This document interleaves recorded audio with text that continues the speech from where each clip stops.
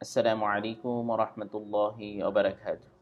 আমরা গত ক্লাসটা এক বছরের এই যে ওয়াহেদ মুযাক্কার ওয়াহেদের ক্লাস করেছি।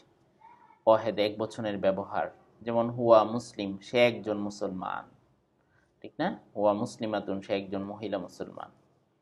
আজকে আমরা দ্বিবচন শিখব, দ্বিবচন, যেমন হুমা। হুমা মানে তারা দুইজন। তাহলে হুমা মুসলিমান, এই যে দেখেন এখানে আলিফ আর নুন যুক্ত হয়েছে। এই যে অতিরিক্ত মিমের সাথে কি যুক্ত হয়েছে? আলিফ, এবং এই মিমের সাথে এই যে আলিফ আর নুন যুক্ত হয়েছে। আলিফ আর নুন যুক্ত হয়েছে। তাহলে হুমা মুসলিমান, তারা দুজন মুসলমান। আর মেয়েদের বেলায় এটাও হুমা, এই যে এখানেও হুমা। হুমা মানে তারা দুজন। এটার ক্ষেত্রে শুধু এই যে তায়, তা তো ছিলই এখানে, এই যে তা ছিল মুসলিমাতুন, এই যে তা ছিল, তা ছিল। এটার সাথে তান, এই আলিফ আর নুন যুক্ত হয়েছে। দেখেন আলিফ আর নুন, আলিফ নুন, মুসলিমাতান, তারা দুজন মহিলা মুসলিমা। তারা দুজন মুসলিমা, তারা দুজন মহিলা মুসলমান। ঠিক আছে, হুমা মুসলিমাতান, তারা দুজন মহিলা মুসলমান। এরপরে তারা দুজন, তাহলে হুমা পুরুষের ক্ষেত্রেও হুমা, তারা দুজন, মেয়েদের ক্ষেত্রেও তারা দুজন। কিন্তু দেখেন মানে এক বচনের ক্ষেত্রে হিয়া মানে একজন মুসলিমা, মানে মহিলা। মহিলাদের ক্ষেত্রে একজন হিয়া, এই যে হিয়া। আর পুরুষের ক্ষেত্রে হুয়া। কিন্তু দ্বিবচনের বেলায় হুমা, এটাও হুমা, ওইটাও হুমা।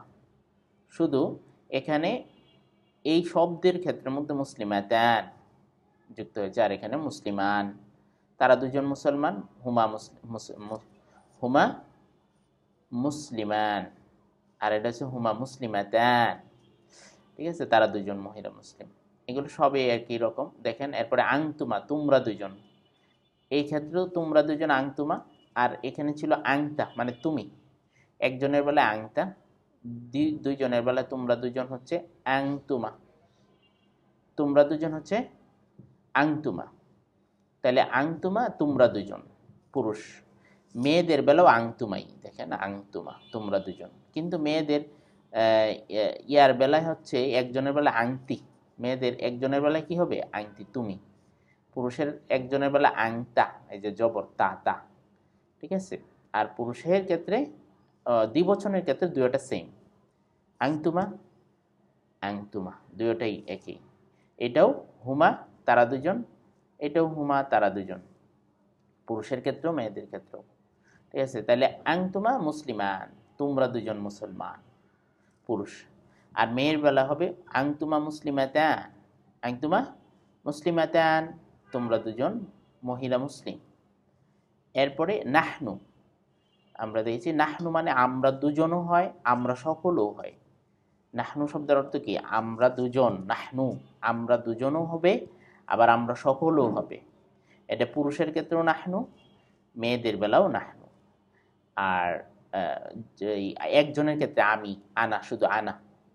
মেয়েদের বেলাও আনাই, মানে কোনো পরিবর্তন নেই। আনত্ব আমি, আর নাহনত্ব আমরা দুজন অথবা আমরা। আমরা দুজনও বুঝাবে, আমরা সকলও বুঝাবে। তাহলে এখানেও আমরা লিখছি পুরুষের বেলা হবে নাহনু মুসলিমান, আমরা দুজন মুসলমান। নাহনু মুসলিমান, আমরা দুজন মুসলমান। আর মহিলাদের ক্ষেত্রে শুধু এই যে লাস্টে মুসলিমাতান, এইটুকুই পার্থক্য। কিন্তু নাহনু মুসলিমাতান, আমরা দুজন মুসলমান। ঠিক আছে, তাহলে আমরা এইভাবেই প্র্যাকটিস করব প্রত্যেক দিন। যেমন হুমা, তারা দুজন। দেখেন যদি আমি এখানে আরেকটা শব্দ ইউজ করতাম, যেমন আমেল। হ্যাঁ, এই যে আমেল মানে কর্মী, একজন কর্মচারী। তাহলে বলতাম হুয়া আমেল, সে মানে কর্মী। হ্যাঁ, আর যদি মেয়েদের বেলায় হইতো তাহলে হিয়া আমিলা। দুজন যদি হয় তাহলে আমরা কি বলবো? তারা দুজন কর্মী, হুমা আমিলান। আর মেয়েদের বেলা হবে হুমা আমিলাতান, তারা দুজন কর্মী। এরকম স্টুডেন্টের বেলায়, যে স্টুডেন্ট, তোয়ালিবুন মানে ছাত্র, তাহলে হুয়া তোয়ালিবুন। আর একজনের ক্ষেত্রে হিয়া তোয়ালিবাতুন। এভাবে আমরা প্র্যাকটিস করবো। আসসালামু আলাইকুম ওয়া রাহমাতুল্লাহি ওয়া বারাকাতুহু।